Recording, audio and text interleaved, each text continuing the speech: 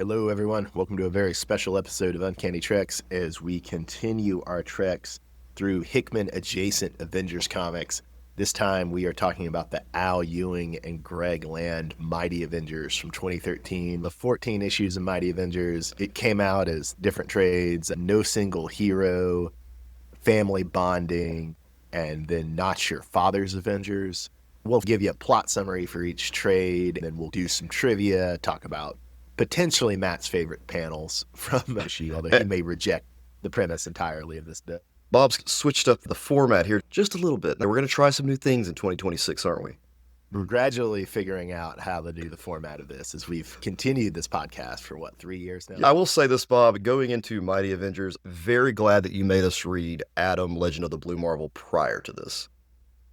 It's not essential to follow what's going on, but if you want to care about the Blue Marvel, Yes. You need to have read Adam, Legend of the Blue Marvel. Then for the other characters, Luke Cage, She-Hulk, Spectrum, you probably know their deal. At least you broadly know their deal, so you don't necessarily need deep grounding in their backstory to follow this. But for what they're doing with Blue Marvel, you probably do. The three trades are very different and distinct in the stories they're telling. I texted Bob little synopsis of each one as we go through. This is written by Al Ewing, and the art is mostly by Greg Land. Are you familiar with Ewing or Land? Ewing, he did some X-Men, correct? He also wrote X-Men comics alongside Hickman and after Hickman, and he wrote some of the most acclaimed stuff in the Hickman era, especially X-Men Red, which I initially thought was really, really amazing. Then I felt it got totally derailed by crossovers later in the series, and I liked it a lot less. But the opening trade of X-Men Red is pretty tremendous. It's just unfortunate that the other 2 or 3 trades of that series don't hold up. That seems to be the standard now, though. You get these really strong first volumes, and then try to fit in the crossovers, and it falls apart. Although, in a weird way, we're getting exactly the opposite here, right? Of the first trade here is going to be super, super crossover heavy. And then, to me, maybe this is just my personal taste, but the third trade is far and away the best and most interesting. It's an interesting inversion of that formula here. The other thing Ewing is the most famous for is Immortal Hulk, which I started and didn't love, but I do want to try again at some point. Then Greg Land, Bob, the artist, he is famous, in my opinion, for Nightwing in the 90s. Oh, I didn't realize he was on 90s Nightwing. When Nightwing switched over to like the blue look with the ponytail, and he switched costumes from that yellow shield to the blue stripe we all know him for. That was Greg Land. Did he take over from Scott McDaniel, who was the main artist initially? I just know that Nightwing #1, that issue that I specifically had, I know he was the artist on that. Pretty sure that was Scott McDaniel. Oh, okay, no, you're thinking the miniseries. I thought you were talking about the ongoing. The Nightwing miniseries that came out where he actually switched costumes and it was a big deal, that's what I'm talking about. Greg Land, he did the art there. Sorry, man. When you say 90s Nightwing series, I forget that the miniseries where he searches for Alfred, I forget that's a thing. That series where he's in Bloomhaven with Scott McDaniel on art. Although Land did do art for that, too. He did a lot of issues between 41 and 56 on the first Nightwing ongoing series. He also did that notorious Nightwing and Huntress miniseries. Oh, yeah, I do remember that. That's written by Devin Grayson, who did the Gotham Knights run we looked at a while ago. Bob, you're only supposed to know about comics I owned as a child. You keep going off on these comics. You owned a lot of that Nightwing ongoing series. Not on the Nightwing miniseries, I know that for sure. You or your brother owned a lot of that Nightwing. Once again, Bob, I only read the miniseries. I did not read the ongoing. You can't expect our listeners to only know one mediocre miniseries that most people, including me, have forgotten. When you say 90s Nightwing series, they're going to think the famous one that at least some people say is good. Well, let's get into this Mighty Avengers. So the first trade said no single hero. It collects issues 1 through 5. And it's worth noting that Greg Land is on the art for this series for 1 through 5 and 9 through 12. We'll talk about the other artists when they come up. Matt, what goes down in No Single Hero numbers 1 through 5? So in a 3-part Infinity and 2-part Inhumanity tie-in, Luke Cage rebrands his Heroes for Hire as a charity hotline, Mighty Avengers. I'm going to lay some trivia on you from issue number 1. So we lead off, and you weren't very impressed with this, but I was. But in Aliens versus Avengers, which we just covered, we had the title page formatted like the computer screen from the movie Alien, the mother computer screen. But here we don't have that. We have the Mighty Avengers title page. It's set up like a cafe bulletin board. Also, it took me a long time to remember what a bulletin board is called. You can tell I'm not the elementary school teacher before. But Dang. I expect you're not impressed by the cafe bulletin board quality of it, but it does set the aesthetic tone that this series and the subsequent series are going for. The Mighty Avengers help out the community. Street level Avengers, while the other Avengers are off in space fighting innocent things and blowing up stuff and being awesome. In a way, it could have Little just rhyme. been a Heroes for Hire book, but in the 2010s, everything had to be an Avengers book, so it's an Avengers book. Heroes for Hire probably would not have sold if it was called that. They had to put the Avengers name in there. At different points, it would have sold. I mean, during the Netflix era, maybe. We're just coming off Luke Cage having the long run on the Avengers with Bendis. And I'm not sure if for editorial reasons or if they thought Luke Cage would be as out of place in the Hickman run as Falcon and Hawkeye and Spider-Woman were. But they decided to keep Luke Cage an Avenger, but give him his own thing instead of just having him be a background character like Falcon and Spider-Woman and Hawkeye and the Hickman Avengers. Another thing, do you recognize this Silver Age Daredevil villain we start off with, the Plunderer? And I've never heard of the Plunderer, Bob. He was new to me. Yeah, apparently he's Kazar's brother. Their last names are Plunder. So I guess if your last name is Plunder, it's inevitable you become a Silver Age villain called the Plunderer. Like Kazar from the Savage Land? Yeah, Kevin Plunder is his name. That is not something I need to learn. I'm just going to call the man Kazar. Wow. Why would you want to go by Kevin Plunder? Kazar is so much cooler. Maybe it's sort of a Tarzan thing. I think isn't Tarzan's name John Greystroke or something like that? I have no clue. Wow, Bob, this trivia corner really's Yeah, paying I off. know you love that Disney Tarzan movie, mostly because of the Phil Collins soundtrack. Yeah, because of the Phil Collins soundtrack. That was hard-hitting music for Tarzan. Although, in fairness to you, I don't know if Tarzan's real name came up in that. I don't think it did, Bob. I really don't. Yeah, that's it. Okay. So we learned something today, Bob. Kazar has a really stupid name. This villain is his brother. Because everybody has to be related. Indeed. Well, I mean, I think he was just named Plunderer, and then some writer was, oh yeah, he's got to be connected to Kazar because Kevin Plunder. You just can't say no to that.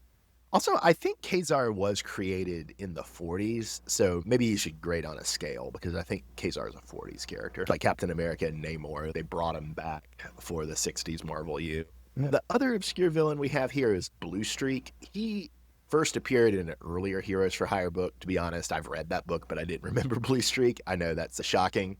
But I mostly wanted to ask you, Matt, did you feel a little bad that Blue Streak was catching Monica Rambeau's Spectrum's property damage charges? Blue Streak didn't do that, man. Come on, why's he got to face the rap for it? He really shouldn't because it's just a man with rollerblades and he's wearing a gas mask. This is when you throw together your costume at the last minute. At least he has the scheme right. Now, Bob, Spectrum, I like this character. It's Monica Rambeau, right? Yeah, it's Monica Rambeau. Okay. She was Captain Marvel in the 80s. When they decided to push Carol Danvers as Captain Marvel, I think they renamed her Spectrum. And she has just control of the light spectrum, right? Or something like that. When you read the book, I have no clue what her powers actually consist of, but it has something to do with light. So we'll leave it at that.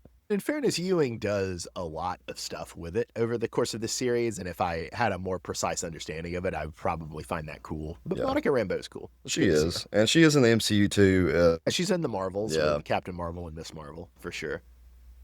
All right, so Matt, I had 3 guesses at your favorite panel. One was when Luke Cage, in the middle of the fight, is chiding young Power Man that dental is important as he punches the guy's teeth out.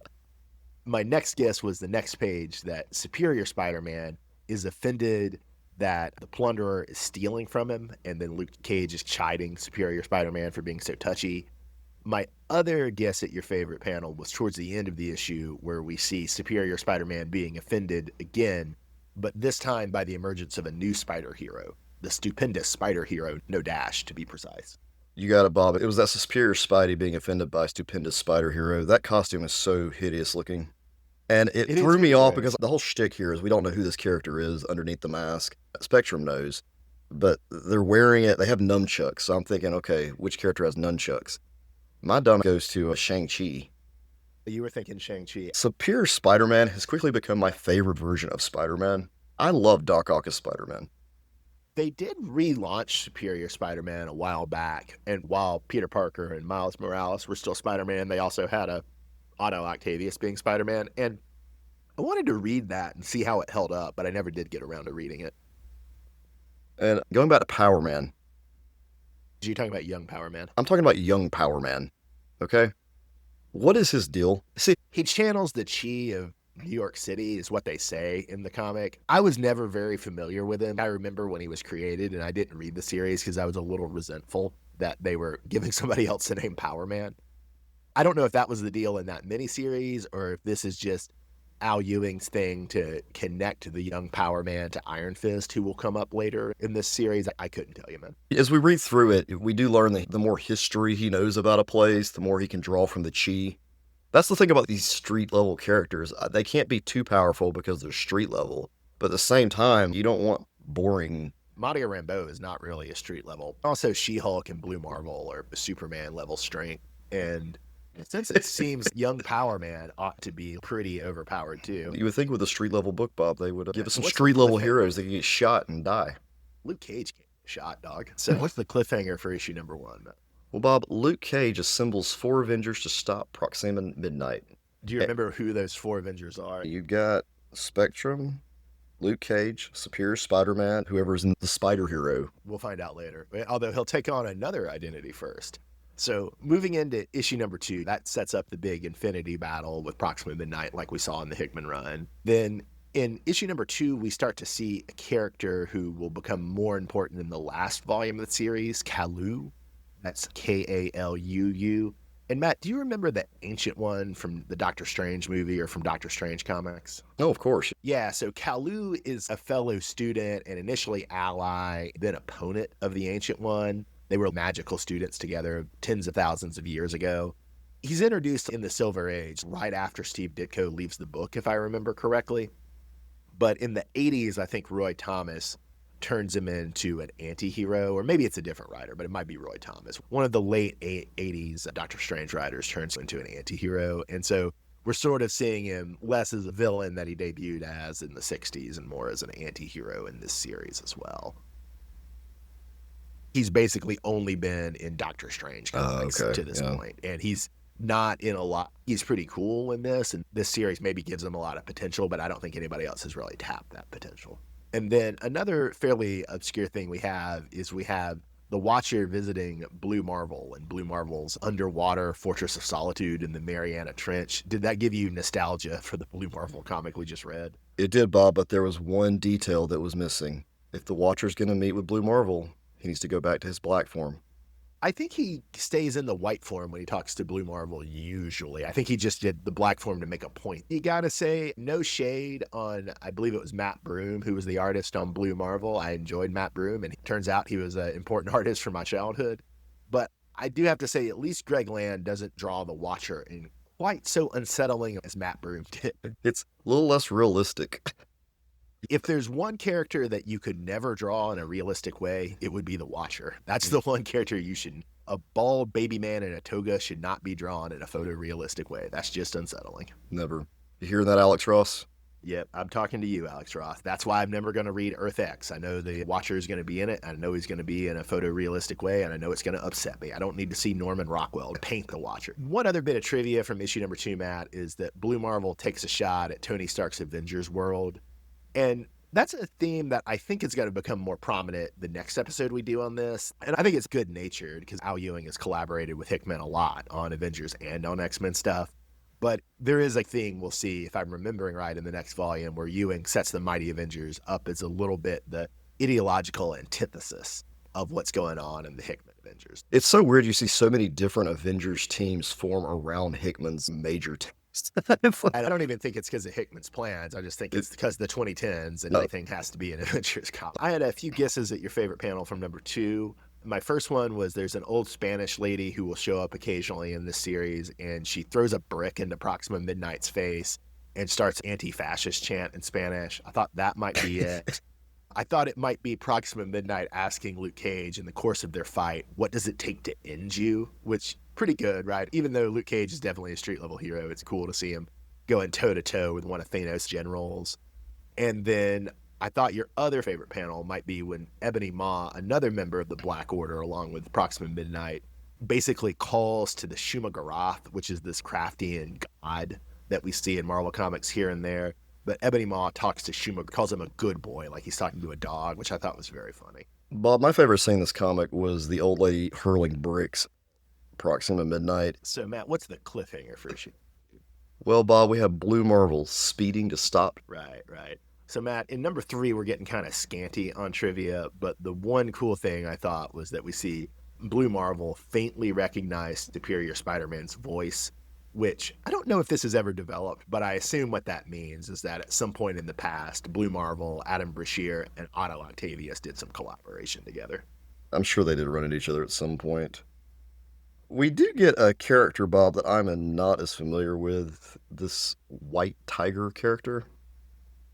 I don't know as much about this version of the White Tiger. I initially thought she was the version from the Brian Bendis Daredevil, but she's not. She's a younger teen version, which makes the romance with young Power Man that's going to develop over the course of these volumes a little more kosher, right? I guess they're both late teens, early 20s. It's a little ambiguous. I think she's from Avengers Academy, which was the series. That's the Bendis era series with all the teen Avengers. She's the 3rd or 4th version of the White Tiger, but he starts off as a kung fu hero in the 70s, and he's in a lot of 70s Spider-Man comics too, and early 80s Spider-Man comics.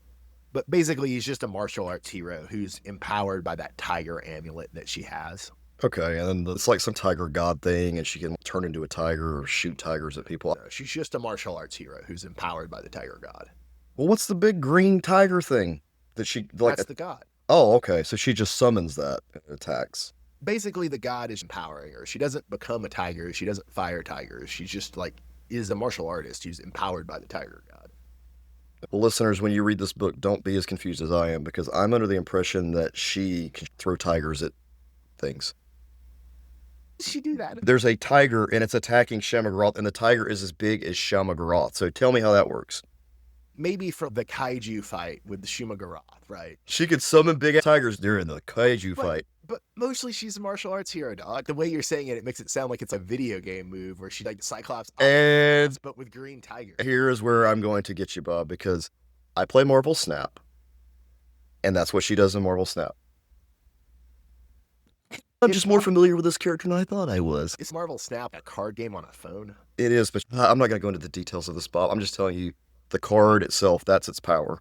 Well, also, Matt, I'm going to blow your mind. It probably is this version of White Tiger, but there's multiple versions of White Tiger. Right. Riding green tigers around New York City. Well, Matt, my 2 guesses at your favorite panel from number 3 were when young Power Man assures White Tiger that death doesn't mean anything, it's just random, or when random New Yorkers start vomiting Shumagorath tentacles. I figured it was one of those or the other. Those tentacles are pretty gross.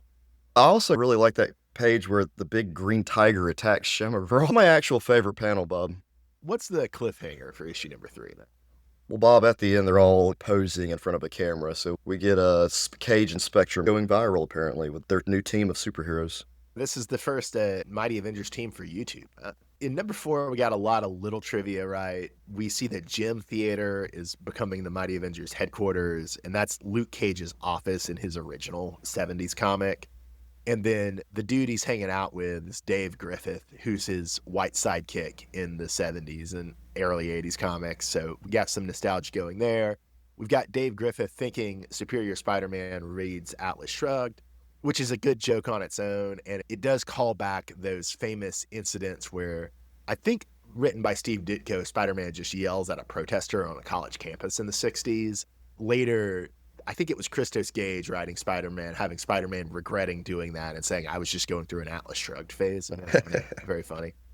Matt, were you familiar with the Ronin identity? Okay, this comic? Ronin was Hawkeye, which I thought this was going to be the reveal. It was Hawkeye, but it's not.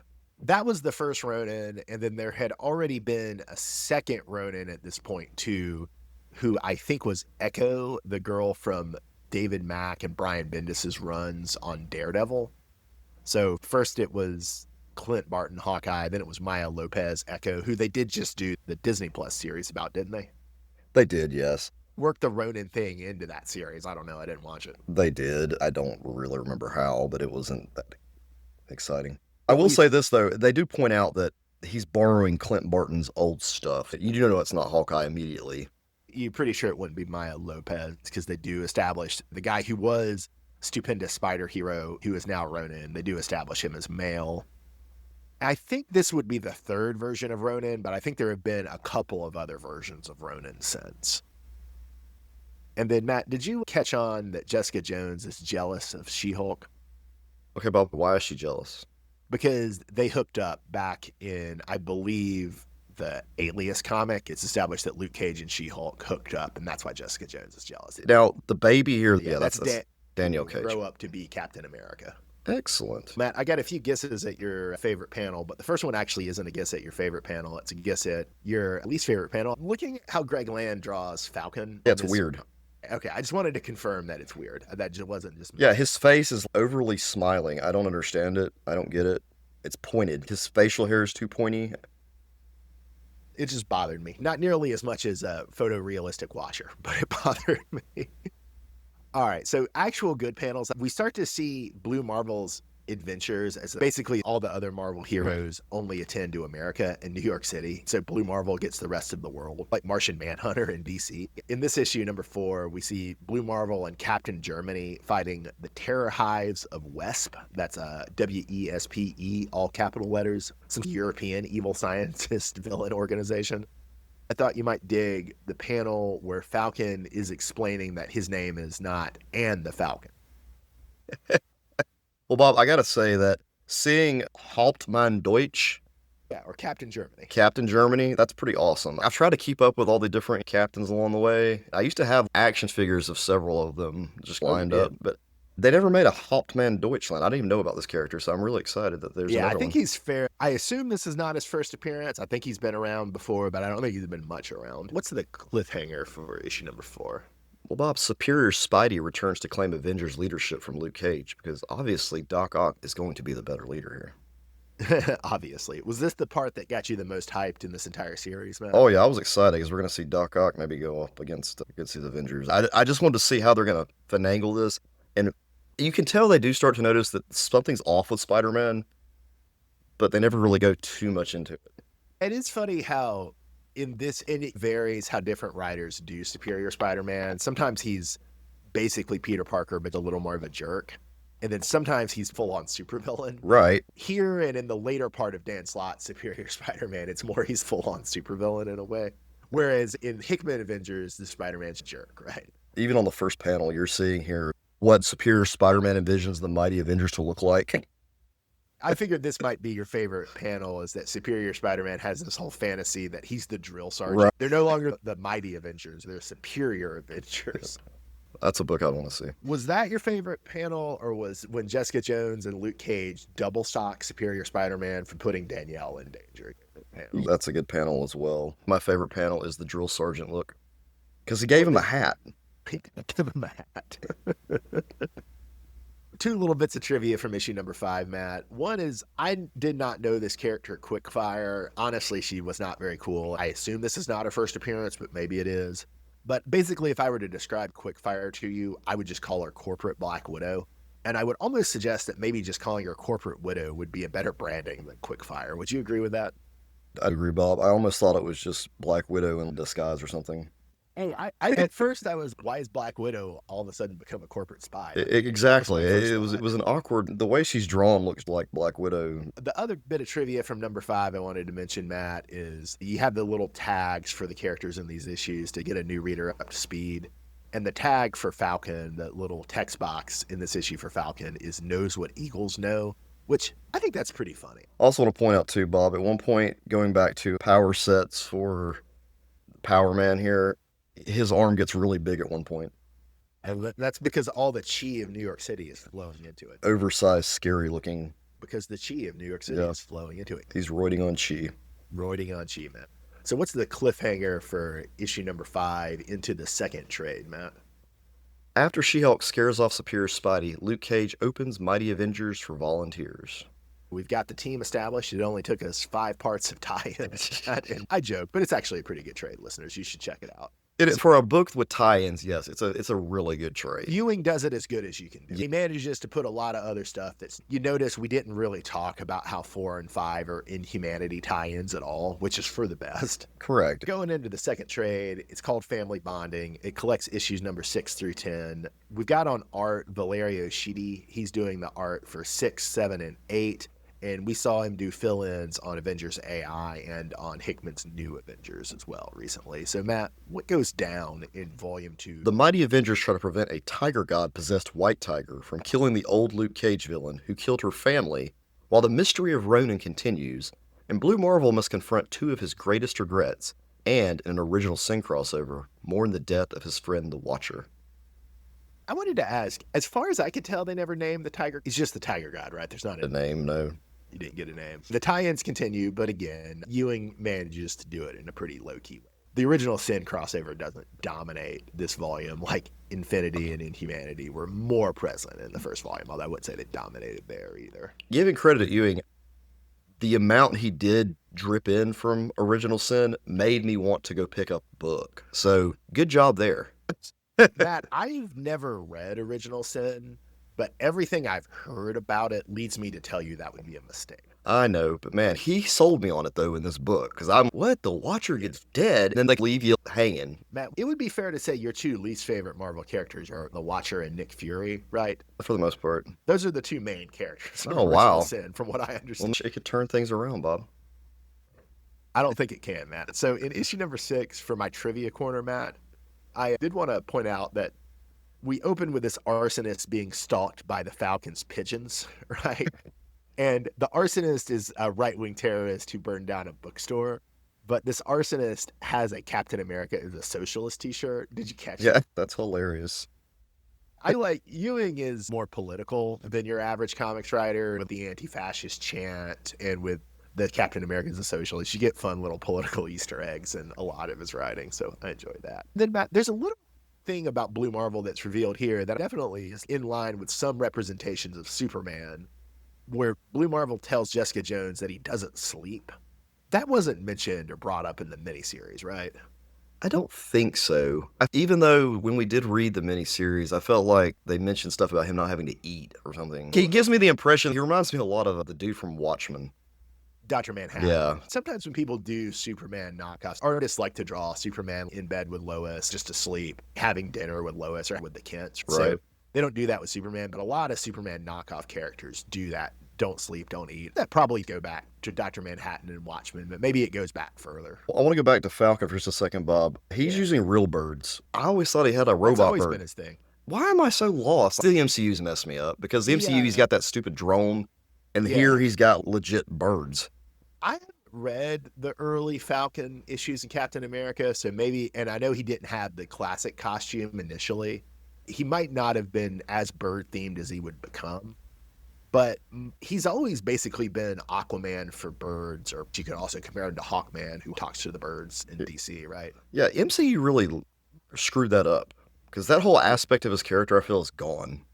There might have been eras. Again, I don't know Falcon that well. I wouldn't mind reading some Captain America and Falcon comics with you in the distant future to get to know him more.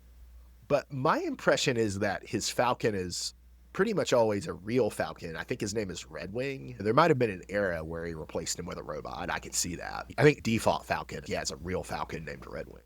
That makes more sense since it makes him cooler and more unique. When we were like 8 or 12, we probably would have been, that's so dumb. He talks to birds. That's so lame.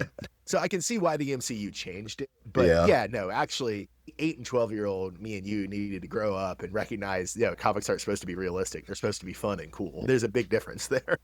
It's way cooler when a whole group of pigeons comes and attacks you as opposed to a robot drone bird. Treating the pigeon stalking this poor arsonist as a horror movie. Yeah. That's actually awesome. Imagine getting menaced by a bunch of seagulls. So a lot of this issue is a hangout issue where Jessica Jones and Luke Cage and Danielle are moving into a new apartment after Superior Spider-Man attacked their old place of living. Right.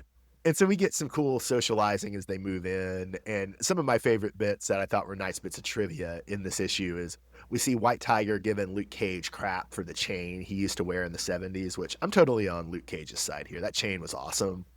And then we also see Jessica Jones getting furious at Danny Rand because he's using the Iron Fist. He's focusing his chi into a flame and using it to hypnotize Danielle while he holds her. Do you find it ironic, Bob, that Danielle is wearing a Spider-Man onesie this whole issue? I think it's funny and cute. It wouldn't make sense, but I almost want Johnny Storm to show up and be angry that she's in a Spider-Man onesie. But I didn't even think about that, about after Otto, who for all Luke Cage knows is Peter, attacked. I do wonder if Ewing or somebody else does a scene where Peter has to apologize to Jessica and Luke. That would be funny. I'd love to see that. I would really want to see that. One other tag in this issue I really thought was funny is that Dave Griffith in the tag for this issue, Luke Cage's white sidekick, is tagged as Luke Cage's white friend before Danny Rand. Yes, that's a good way to put it. So, Matt, I had a couple guesses at your favorite panel. One was we get a 2-page sequence where Luke Cage and Blue Marvel are arguing, and Luke Cage resents Blue Marvel for quitting superheroics after the government told him to, whereas Blue Marvel resents Luke Cage for having a criminal past and hurting the image of black superheroes. So that was one possibility for your favorite panel. Two other possibilities I thought you might dig were the next page we get the reveal that Blue Marvel knows Luke Cage's dad.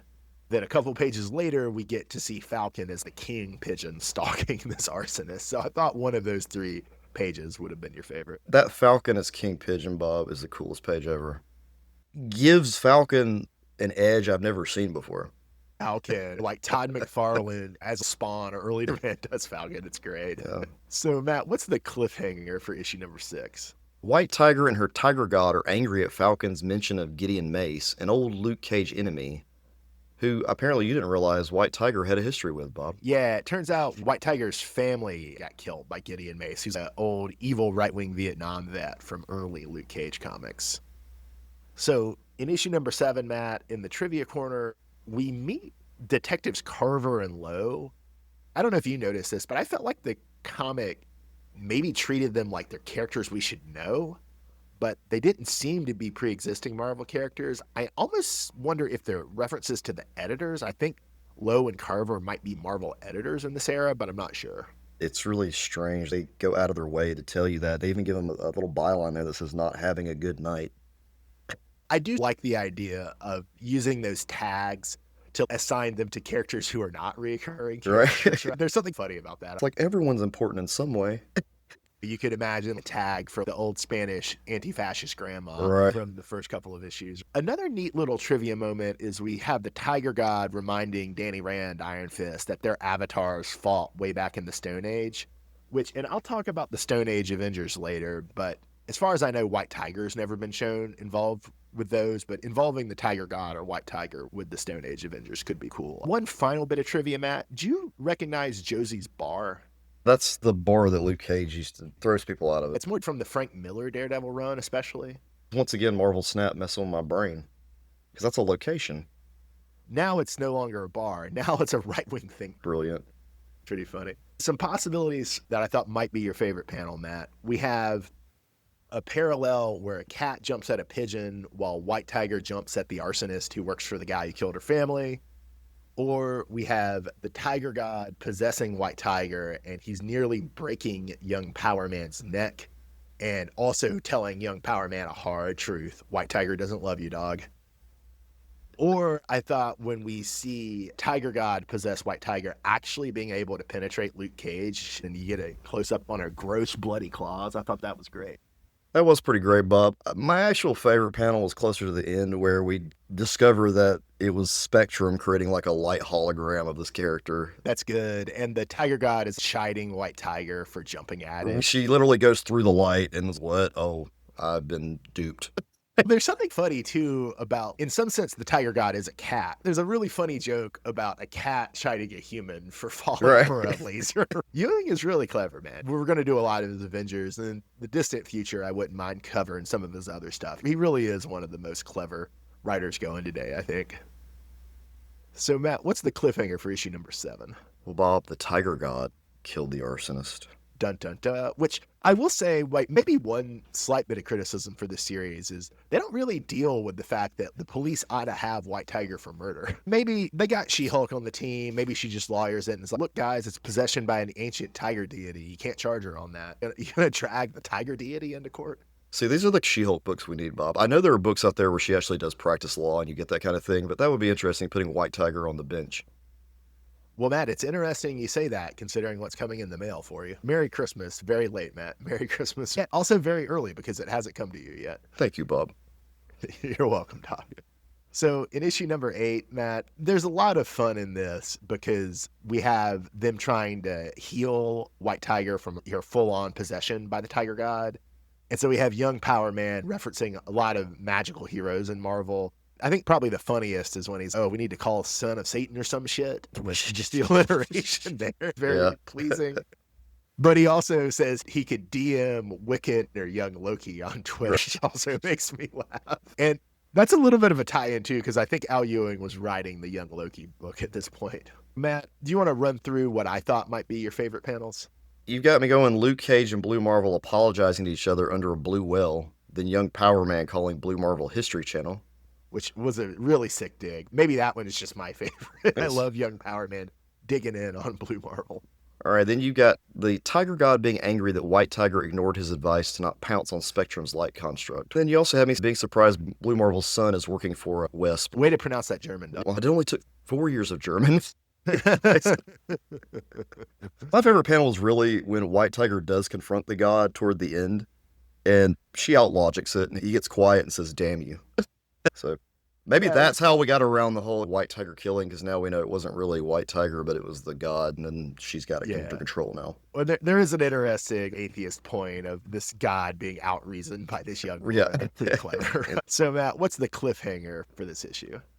Well, Bob, a giant arm that will turn out to be Blue Marvel's lost eldest and now antimatter child emerges from the neutral zone. That's what they call this antimatter universe. It's a nice little Star Trek reference, the neutral zone. And we find out that Blue Marvel's other son, the one who's not an antimatter child, has joined Wesp in an attempt to free his older brother. And he's going by the name Dr. Positron. Oh, man, that was so cringe. Don't forget Dr. Positron. Looks a lot like Dr. Fate without a cape. All right, Matt. So in issue number 9, I'm going to a little bit abandon the format and just ask. So we're presented at the beginning of this issue with Ronin, I believe it's Ronin, fighting ninja weresnakes, werewolves, but weresnakes, but they're ninjas. So can you admit that ninja weresnakes are awesome? Or are you going to cry and say that's ridiculous? No, ninja weresnakes are pretty cool, Bob. This seems like something like G.I. Joe would have had back in the day. Like Cobra. Making anything a ninja, it is very G.I. Joe. It's a snake. Do they have feet? That's the only problem I do have is you rarely see the bottom half of them. So I can't tell if they have feet or not. I like to imagine they're just bouncing around on the base of their tails. Maybe that's wrong, but that's how I like to imagine it. Then, Matt, on pages 7 through 9, we get to see 6 different Blue Marvel adventures from the late 20th century. Did you have a favorite among these? Definitely. When they go back and refer to the Fantastic Four issue number 19, where you had Rama Tut, I went back and reread that issue just because I was curious, because I've been doing the whole Fantastic Four Epic Collection thing. Listeners, we covered that on an earlier issue if you want to go back and listen to it. I think it's the first 25 or so. But Rama Tut, man, this is a long, way back callback, but apparently the machinery and stuff he left behind is what allowed Dr. Positron to open up the negative zone. Nice. I do like that we get the reveal that Blue Marvel solved Y2K. That's why it wasn't a thing. In the early 80s, in what's maybe supposed to be a Back to the Future 3 reference in the Wild West, Blue Marvel defeats the Technocracy, who have a War of the Worlds style alien walker. More War of the Worlds looking to me. That's pretty cool. That was the Will Smith film. Oh, Wild Wild. I have to say, I never watched, I saw the music video, but I didn't see the Wild Wild West film. But there is a famous and beloved Wild Wild West TV show that I've never seen. In the case my uncle or some other fan of the show is listening, I don't want to offend them by mentioning Will Smith movies. Yeah, there was a 60s spy craze Wild Wild West show that a lot of people love that I've never seen. Matt, what's the big reveal at the cliffhanger of issue number 9? Bob, at the end of issue 9, we finally learn that Spider Hero, who then became Ronin, is actually Blade. Dun dun dun. Did you call this at any point when he was whipping out the katana to fight the were-ninja snakes earlier? Honestly, no. I had no clue. I didn't know where they were going with it. I kept thinking it would have been somebody more obscure. In hindsight, with where they go to with the 70s Avengers, it makes perfect sense because who's more 70s than Blade? But I had no clue they were doing that, which is what's so interesting about these trades, because each one is different. This second trade is very much a sequel to Adam, Legend of the Blue Marvel, with the exception of the White Tiger stuff at the beginning. It's keeping some of the themes of the Blue Marvel, but it's also really building out the world of it, showing you all these crazy secret adventures that Blue Marvel had. And I guess, listeners, I'm a little bit saying it wrong because I keep saying Blue Marvel does this, but in the comic, it's mostly billed as Doc Bashir and Son. He's on the model of Doc Savage or Dr. Venture or Dr. Quest. We're going into issue number 10, and I want to lead off with a very important question here. In issue number 10, we meet the Watcher's wife. So do you find Lady Watcher less or more off-putting than Man Watcher, or the same amount of off-putting? Off-putting in a different way. She doesn't look like a baby. She looks like someone from the Shi'ar with an oversized head. Oh, that's a good call. Yeah, she does have a little bit of Lalandra energy to her. And man, maybe that's why I don't like Professor X, is he's basically just the Watcher. That could be. You don't like bald people, Bob. That's awkward. I had prejudice against bald people, including my co-host. Do you want to run down my guesses at your favorite page from issue number 10? You got, on the third page, you've got Blade beheading a fire-breathing were-rooster in a Best Buy. So it's blood sprayed a TV screen with Luke Cage on it. Very samurai movie style. Very much so. And then on page 7, you got Blade getting double impaled by the were-rooster swords, then saying, "Finish it, Foghorn."